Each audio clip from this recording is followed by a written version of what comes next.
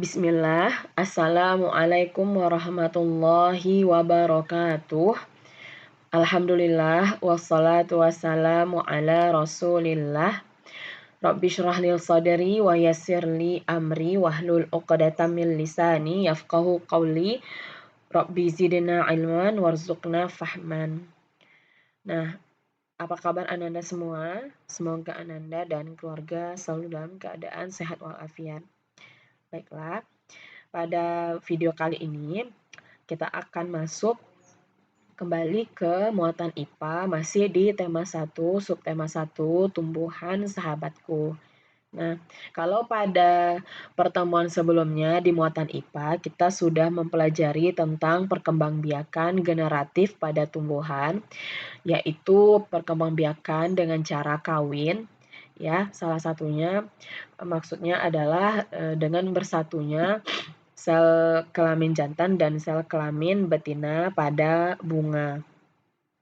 Nah, pada pertemuan kali ini kita akan mempelajari perkembangbiakan tumbuhan yang kedua, yaitu perkembangbiakan vegetatif.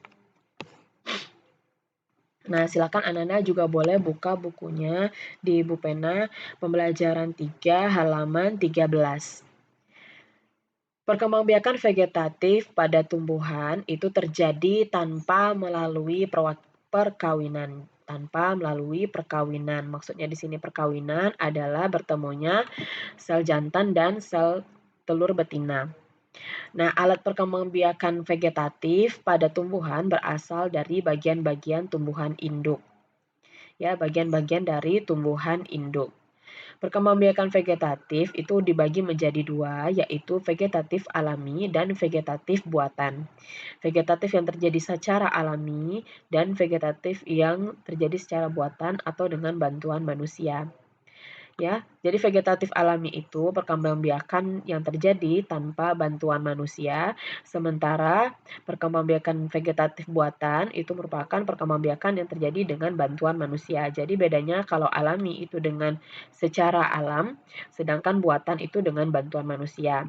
Nah, kalau sebelumnya kita belajar tentang perkembangbiakan generatif, ya. Kalau generatif itu dengan proses penyerbukan, ya, yang secara kawin itu dengan proses penyerbukan. Sedangkan kalau perkembangbiakan vegetatif ini dia tidak ada penyerbukan. Lalu bagaimana sih cara perkembangbiakan vegetatif itu? Oke, yang pertama kita lihat dulu perkembangbiakan vegetatif alami pada tumbuhan. Yang pertama itu bisa dengan cara tunas. Nah, Ustazah yakin anak-anak sekalian, Ananda sekalian sudah pernah melihat tunas pada tanaman. Biasanya ya, tunas itu muncul dari akar, batang, atau daun pada tumbuhan yang telah tua. Ya, jadi tunas itu merupakan anakan yang tumbuh di dekat tumbuhan induknya. Biasanya paling mudah kita jumpai seperti di pohon pisang ya, di sebelah pohon pisang itu ada tunas yang muncul. Nah, contoh tumbuhan yang berkembangbiak dengan tunas akar adalah cemara dan juga sukun. Pohon sukun ya, contoh tumbuhan yang berkembangbiak dengan tunas batang itu seperti pisang ya, pisang itu dengan tunas batang. Lalu contoh tumbuhan yang berkembangbiak dengan tunas daun itu adalah cocor bebek. Ya, namanya cocor bebek. Jadi kalau daunnya kita petik, kemudian kita letakkan di tanah, maka daun itu nanti akan mengeluarkan tunas-tunas yang menjadi cikal bakal tanaman baru. Lalu yang kedua, nah ini contohnya gambarnya ya. Nah, kalau cemara ini dia bisa tumbuh tanaman barunya dari akar. Sedangkan kalau pohon pisang dia tunas barunya muncul pada batang. Lalu kalau cocor bebek ini di ujung-ujung daunnya ini ya, di ujung-ujung daunnya ini dia mengeluarkan tanaman baru. Nah, lalu yang kedua, cara vegetatif perkembangbiakan tumbuhan dengan vegetatif buatan alami maksud Ustazah itu adalah dengan bantuan spora. Spora itu adalah inti sel yang berubah fungsi menjadi alat perkembangbiakan. Spora berbentuk seperti biji tetapi sangat halus, kecil sekali dia bentuknya. Spora terletak di dalam kotak spora yang disebut sporangium. Sporangium yang sudah matang akan pecah sehingga spora dapat berterbangan dengan bantuan angin. Jika spora jatuh di tempat yang lembab, spora akan berkecambah dan tumbuh menjadi tumbuhan baru. Spora biasanya terdapat pada tumbuhan paku dan lumut. Jadi kalau spora ini tidak semua tumbuhan punya spora. Spora itu hanya dimiliki jenis tumbuhan namanya tumbuhan paku dan juga tumbuhan lumut. Nah, kalau Ananda pernah lihat tumbuhan paku ya, kalau pernah main-main ke misalkan ada di dekatnya ada seperti hutan kecil ya, ada seperti rimbunan pohon ya. Biasanya di tempat-tempat lembab masih terdapat tumbuhan-tumbuhan paku dan ini masih mudah ditemui di sekitar kita. Kemudian juga ini contoh tumbuhan lumut ya. Tumbuhan lumut itu kalau kita lihat dia bentuknya kecil-kecil sekali, hijau-hijau ya. Kalau ini ukurannya ini gambarnya itu lebih besar ya maksud Ustazah. Jadi kalau Ananda pernah lihat lumut ya, lumut yang di tanah ya, dia berwarna hijau-hijau kecil ya, dia dia biasanya ada di tempat yang lembab ya, bukan tempat yang kering. Nah, dua tumbuhan ini biasanya mereka berkembang biak dengan cara spora. Jadi ada kotak spora di dalam tumbuhan ini. Di gambar ini tidak begitu jelas, tapi ini akan dipelajari lebih lanjut nanti di SMA. Lalu yang ketiga itu namanya adalah akar tinggal atau rizom. Akar tinggal atau rizom bahasa lainnya. Akar tinggal disebut juga rizom atau rimpang ya, rimpang-rimpangan. Nah, ya tanaman rimpang ya, kalau pernah dengar istilah sekarang ini kan banyak yang lagi ngetren itu adalah tanaman-tanaman rimpang, atau itu maksudnya adalah tumbuhan yang berkembang biak dengan cara akar tinggal. Akar tinggal itu sebenarnya adalah batang yang tumbuh di dalam tanah. Pada beberapa tumbuhan, akar tinggal dapat menumbuhkan tunas. Jika ditanam, ruas-ruas akar tinggal akan tumbuh menjadi calon tumbuhan baru. Nah, seperti apa contohnya? Nah, contohnya seperti tumbuhan yang berkembang biak dengan akar tinggal itu adalah kunyit, temulawak, kencur, dan juga lengkuas. Nah, ini disebut dengan tanaman yang berkembang biaknya dengan akar tinggal atau rizom. Nah, Ustazah, mungkin Ananda punya di rumahnya ya apotek hidup ya yang orang tuanya menanam kunyit, jahe, kencur, maksud Ustazah temulawak, lengkuas ya. Nah, tanaman-tanaman ini memang mudah untuk dibudidayakan di rumah kita karena cara menanamnya sangat mudah. Kita tinggal letakkan saja dia di tanah, nanti dia akan tumbuh menjadi tanaman baru. Asal ada media tanamnya dia akan tumbuh. Lalu yang keempat itu geragi atau stolon. Geragi atau stolon. Ya, di buku penanya itu poin yang E. Geragi atau stolon adalah batang yang tumbuh menjalar di bawah atau di permukaan tanah. Pada ruas-ruas batang terdapat akar yang akan tumbuh menjadi tunas baru. Nah, tunas baru tersebut akan tumbuh menjadi tumbuhan baru. Tumbuhan baru ini sudah memiliki akar sendiri sehingga tidak bergantung lagi pada induknya.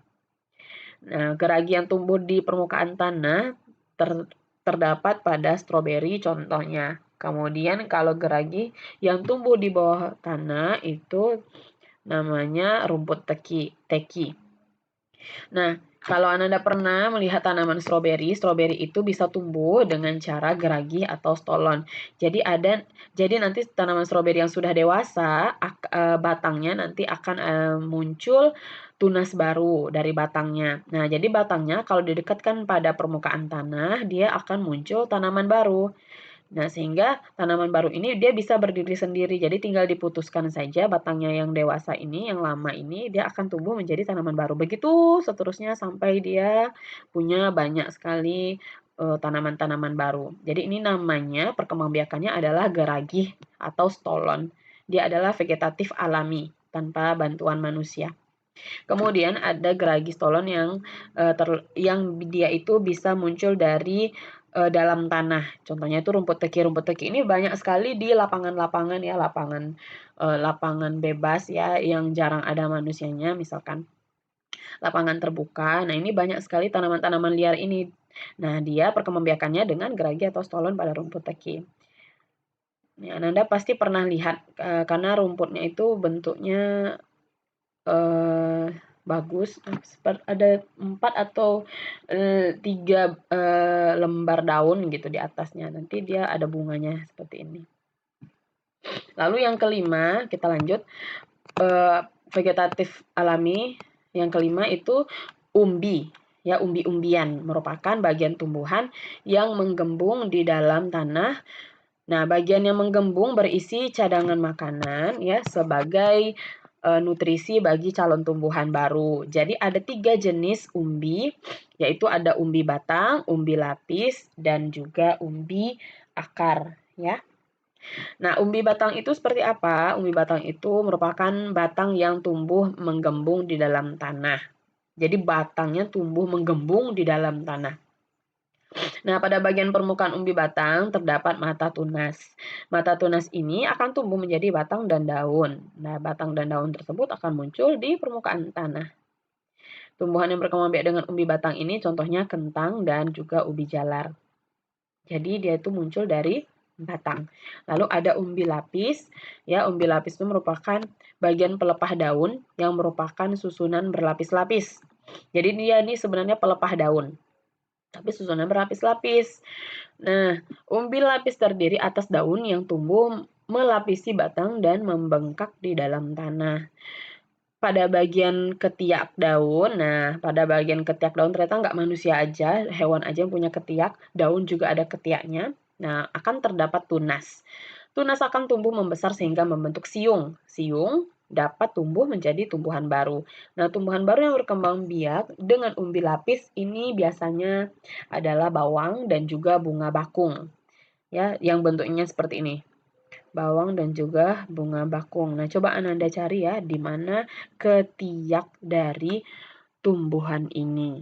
Ketiak daunnya yang mana? Oke.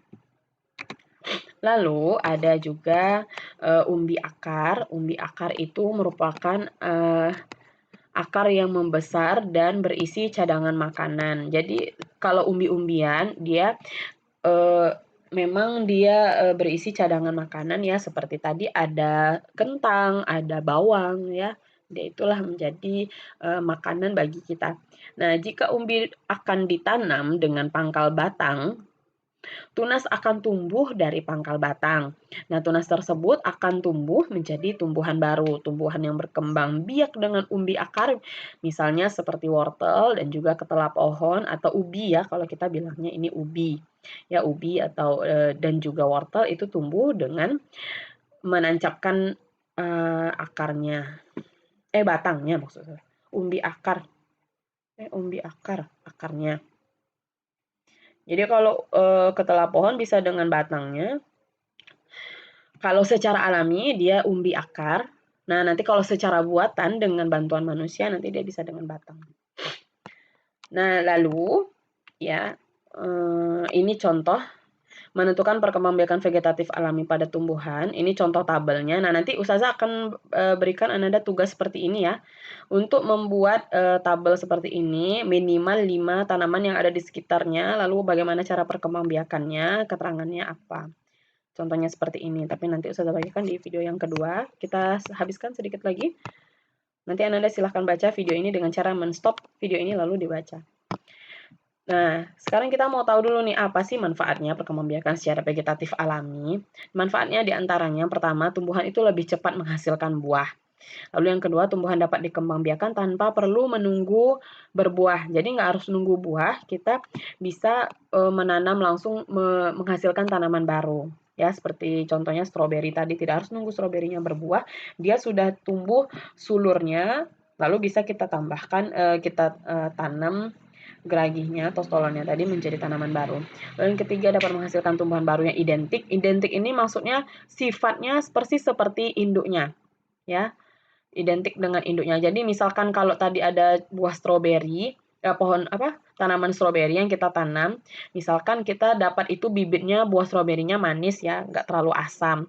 Nah, kalau dengan vegetatif alami, Kalau dengan vegetatif alami, pada tanaman stroberi tadi yang induknya masih yang sama, kalau kita tanam dia, geragi atau stolonnya itu tadi, nanti buahnya itu dia pasti rasanya mirip dengan buah, tanaman induknya. Itu maksudnya sifatnya sama, bentuk tanamannya sama ya, tinggi rendah tanamannya sama, besar besar buahnya sama, rasa buahnya hampir-hampir mirip, itu maksudnya dengan identik, sifatnya sama. Lalu yang keempat, dapat membiakkan tumbuhan yang tidak menghasilkan buah atau biji. Dapat membiakkan tumbuhan yang tidak menghasilkan buah atau biji. Contohnya umbi, ya umbi-umbian itu kan dia tidak punya biji. Nah, dia tidak punya biji seperti juga pohon pisang, dia tidak punya biji. Lalu bagaimana cara menanamnya kalau tidak punya biji ya kan? Nah, caranya itu tadi dengan bantuan vegetatif alami. Jadi, tumbuhan itu dia bisa melakukan perkembangbiakan itu dibagi menjadi dua, ada generatif dan juga ada vegetatif. Ya, lalu vegetatif tadi terbagi dua, ada vegetatif alami dan vegetatif buatan. Nah, untuk vegetatif alami mungkin cukup sampai di sini dulu. Kalau rasanya masih ada yang kurang jelas, silahkan Ananda ulangi lagi videonya, ditonton ulang lagi, bisa di stop dulu untuk melihat gambarnya. Misalkan kalau ada yang kurang jelas silakan tanyakan pada ustazah, nanti kita akan lanjutkan pada video yang kedua untuk vegetatif buatan. Assalamualaikum warahmatullahi wabarakatuh.